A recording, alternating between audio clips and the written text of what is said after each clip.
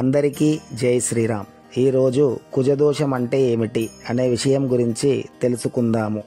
మనలో ప్రతి ఒక్కరూ సహజంగా వివాహ సమయంలో జాతకాలు చూసేటప్పుడు కుజదోషం అనే పదాన్ని వింటూనే ఉంటాము. కుజుడికి మంగళుడని, అంగారకుడని పేర్లు కూడా కలవు. మేష వృశ్చిక రాశులకు ఈయన అధిపతి.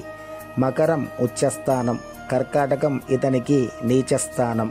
మృగశిర చిత్త నక్షత్రాలకు అధిపతి కుజుడు. కుజుడు కోపస్వభావం కలిగిన వాడు కావడంతో కుజుడి ఆధిపత్య కాలంలో సోదరుల మధ్య వివాదాలు, రుణబాధలు, భూ వివాదాలు తలెత్తుతాయి. వివాహం చేసుకోబోయే వధువరుల ఇద్దరి జాతకంలో 1, 2, 4, 7, 8, 12 స్థానాల్లో ఒకరి జాతకంలో మాత్రమే కుజదోషం ఉంటే కష్టనష్టాలు కలుగుతాయి. ఇందులో భాగంగా పురుషులకు 2, 12 స్థానాల్లోనూ, స్త్రీలకు 4, 7 స్థానాల్లోనూ, ఒకవేళ ఇద్దరికి 8వ స్థానంలో కుజుడు ఆధిపత్యం వహించినట్లయితే కుజదోషము తప్పకుండా ఉంటుంది. వధువరులిద్దరికీ కుజదోషం లగ్నం నుండి, చంద్రుని నుండి, శుక్రుడి నుండి 1, 2, 4, 7, 8 మరియు 12 స్థానాలలో అంగారకుడు ఉన్నట్లయితే అలాంటి దంపతులు దీర్ఘకాలం సుఖ సంతోషాలతో జీవిస్తారు. సంతాన సంపత్తి కూడా కలుగుతుంది. అయితే ఒకరి జాతకంలో కుజదోషం ఉండి మరొకరి జాతకంలో లేని వారికి వివాహం జరిపిస్తే ఆ దాంపత్యం చిరకాలం వర్తిల్లదు. పుత్రనాశనం, మరణ భయం కలుగుతుంది.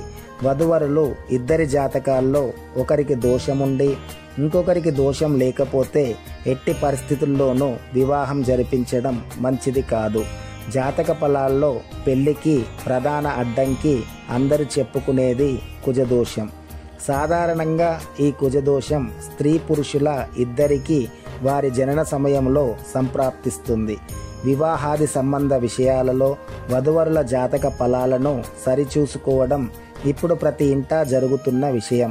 కుజదోషం ఉండి దానికి సరైన పరిహారం చేయని వారి వివాహ బంధంలో దాంపత్య అనుకూలత లోపించి సమస్యలు కలుగుతాయి. కనుక తప్పనిసరిగా జాతక ఫలాలు చూసుకోవలసి ఉంటుంది. ప్రధానంగా వరుని జాతకంలోని కుజదోషం వధువుకి, వధువు జాతకంలోని కుజదోషం వరునికి కీడు కలుగుతుంది.